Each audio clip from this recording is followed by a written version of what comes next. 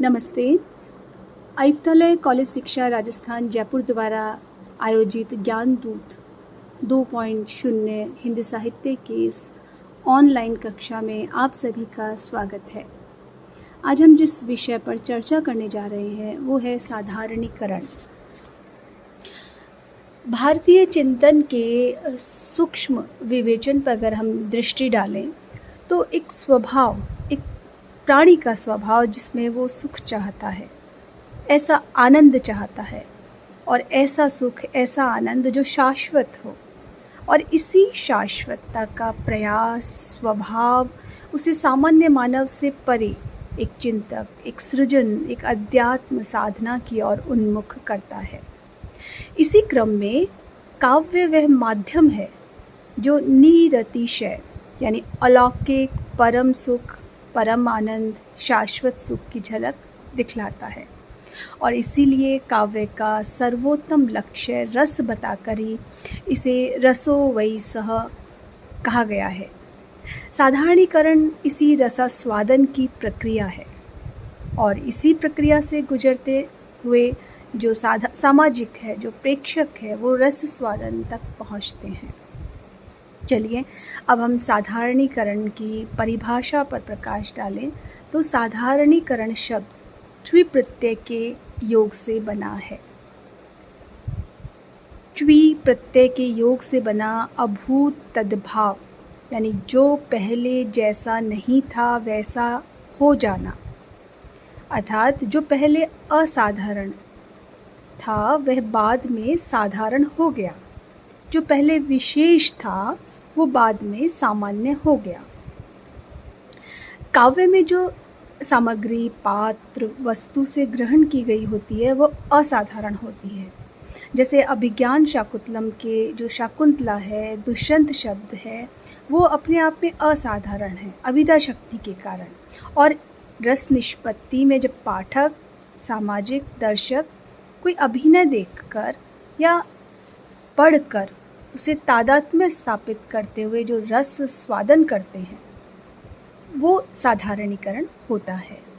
और यह स्थिति साधारणीकरण होने के लिए एक महत्वपूर्ण चीज़ जो है वो है कि जो पाठक है, जो दर्शक है, उसके मन में तटस्थता का भाव आए, उसके मन में मैं परे के भेद को मिटाकर अभिनय या काव्य के पात्रों के भावों में उसका विलीन हो जाना, उसमें एकात्मकता स्थापित हो जाना, और यही भाव तटस्थता का, विलीनता का, एकात्मकता का जो भाव है वो साधारणीकरण, यही भाव है वो साधारणीकरण की प्रक्रिया की शुरुआत है।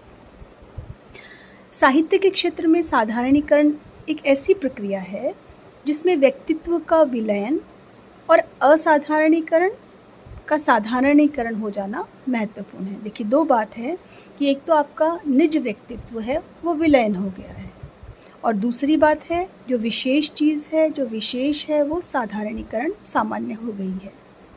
यानी साधारणीकरण वह अनुभव या प्रक्रिया है जिसमें सहृदय कौन रहा? जो सामाजिक है, अपने सामान्य मानवीय हृदय द्वारा, सहृदय जो कवि है, सहृदय जो संवेदनशील हृदय है, जो किसी घटना को देखकर उसके प्रति प्रतिक्रिया हुई और उसने उस घटना को अपने अंदर आत्मसात किया। आत्मसात करने के बाद उसने अपने अंदर मंथन किया उस घटना का, और मंथन करने के बाद जो सृजन हुआ, चाहे वो नाटक के रूप में हो, चाहे वो काव्य के रूप में हो, वो सृजन जो हुआ है वो सृजन उसी रूप में सामाजिक तक, पाठकों तक पहुँचे। ये मानवीय हृदय द्वारा जो विभावादि का सामान्यकृत होना, मानवीय रूप में ग्रहण होना, यही प्रक्रिया है वो साधारणीकरण है। डॉक्टर नगेंद्र ने इसी संदर्भ में लिखा है कि काव्य के आस्वादन द्वारा पाठक या श्रोता का भाव सामान्य भूमि पर पहुंच जाना साधारणीकरण है। और डॉक्टर श्याम सुंदर ने इसी संबंध में कहते हैं कि यह न तो आश्रय यानी राम है और न ही आलंबन यानी सीता का, अपितु यह कवि की अनुभूति का भाव होता है। तो इस रूप में हम देखें तो साधारणीकरण के 3 तत्व हमारे सामने आते हैं, एक कवि, दूसरा सहृदय और तीसरा भावानुभूति। जब काव्य के नायक की भावानुभूतियाँ एक तरफ हम देख रहे हैं कि साधारणीकरण है, आचार्य रामचंद्र शुक्ल के मत से देखें तो काव्य में जो आलंबन है वो साधारणीकरण है, और डॉक्टर नगेंद्र के अनुसार देखें तो कवि की भावनाओं का साधारणीकरण होता है। 3 रूप हमारे सामने आ रहे हैं। समग्र रूप से आचार्यों के मतों को अगर हम देखते हैं तो इसमें कवि की जो भावनाएं हैं वो उनका साधारणीकरण महत्वपूर्ण माना गया, यानी जो अनुभूतियों के प्रतिनिधि है कवि की भावनाएं, और विभिन्न पात्र वही रूप प्राप्त करते हैं जो कवि चाहता है, और यदि हम उन पात्रों को उसी रूप में ग्रहण कर सके जिस रूप में उन्हें चित्रित किया गया है तो यह उनका साधारणीकरण होगा। यानी जहाँ कवि स्वयं ही काव्य का अनेक प्रमुख पात्र है, वहाँ भी कवि की भावनाओं का साधारणीकरण होगा और उसके साथ पाठक का तादात्म्य स्थापित होना आवश्यक है। दूसरे शब्दों में कहें तो काव्यगत भाव कवि की भावनाओं के प्रतिनिधि हैं तथा कवि उन्हें जिस रूप में भावित करता है उसी रूप में वो साधारणीकृत होते हैं।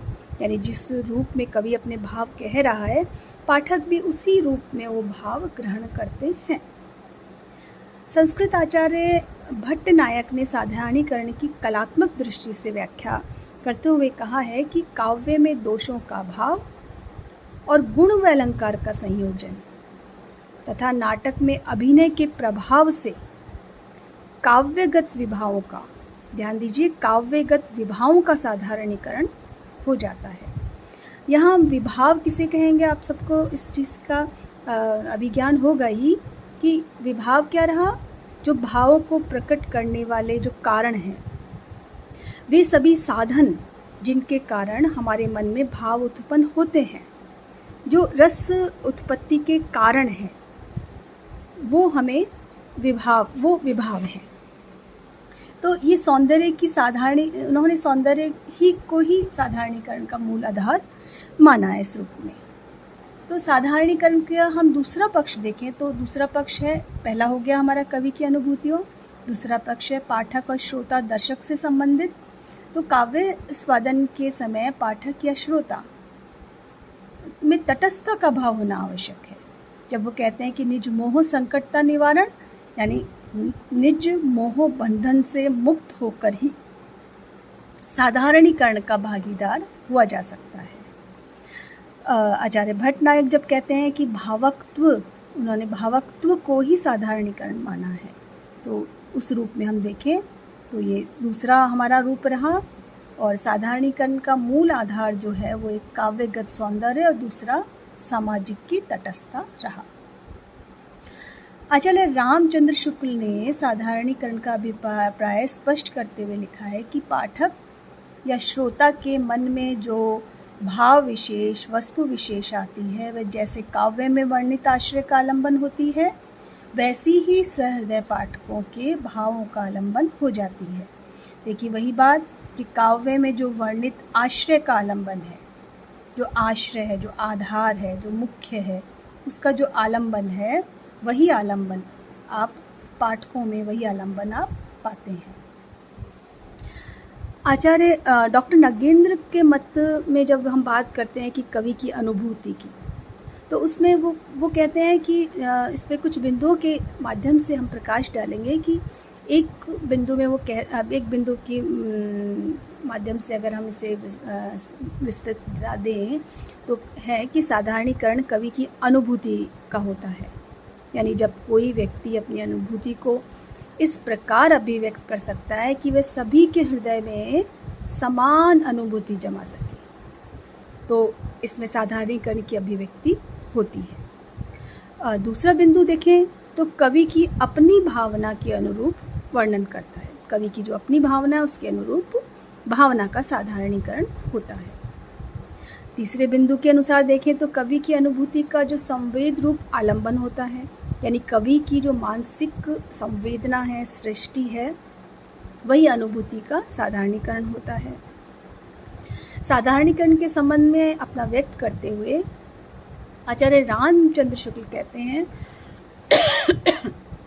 कि जब तक किसी भाव का कोई विषय इस रूप में नहीं लाया जाता कि वह सामान्यतः सबके उसी भाव का आलंबन हो सके, तब तक उसमें रसादि बोधन की पूर्णता नहीं आ सकती। यानी किसी भी काव्य में रस स्वादन तभी होगा जब आप उसमें साधारणीकरण का भाव देखेंगे। यानी वो भाव जो कवि रख रहा है, कवि अभिव्यक्त कर रहा है, वही भाव पाठक के भीतर भी वही भाव उत्पन्न हो, तभी वह साधारणीकरण होगा। और साधारणीकरण होगा तभी आप रस की महत्ता स्थापित होगी, रसास्वादन होगा। और किसी भी काव्य का आधार है वो रसास्वादन होता है। उस रसास्वादन में हम अलौकिक रसास्वादन उसको कहा गया है। तो इस प्रकार डॉक्टर श्याम सुंदर दास ने साधारणीकरण का संबंध कवि और भावक की चित्तवृत्ति के साथ स्वीकार किया है। वहीं आचार्य शुक्ल ने विभादी का साधारणीकरण मानते हैं। दूसरे शब्दों में शुक्ल जी भट्टनायक के समान आलंबन तत्व धर्म का ही साधारणीकरण मानते हैं। वे ऐसे आलंबन की कल्पना करते हैं जो सभी का आश्रय बन सके। इस प्रकार वे आश्रय के तादात्म्य और आलंबन का साधारणीकरण स्वीकार करते हैं।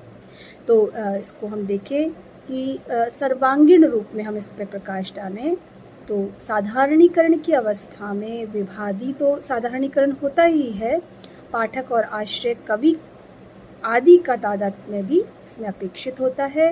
ये सर्वांगीण तादात्म्य तभी संभव हो सकता है, ये महत्वपूर्ण चीज़ है कि तभी संभव हो सकता है जब कवि को सार्वभौमिक सार्वकालिक अनुभूतियों का ज्ञान हो और उसमें परंपरागत संस्कारों की रक्षा और निर्वाह में वो समर्थ हो। यही साधारणीकरण की वास्तविक स्थिति स्वीकार की गई है। तो इस प्रकार आपने इस समुच्चय विवेचना में देखा कि साधारणीकरण हमारे सामने तीन पक्ष के रूप में आते हैं। एक कवि का जो काव्य में स्वानुभूति व्यक्त करता है, कवि की अनुभूतियाँ, और दूसरा रहा कि सहृदय पाठक प्रेक्षक का जो पढ़ सुनकर देखकर कवि की अभिव्यक्ति द्वारा अपने हृदय में उसी अनुभूति को जागृत करते हैं, वो साधारणीकरण होता है। और तीसरा पक्ष जो हमारा आया वो कवि की अभिव्यंजना कौशल का रहा, जिसमें सामाजिक हृदय में वो समान अनुभूति जागृत करने में इस कौशलता से सक्षम होता है। आशा है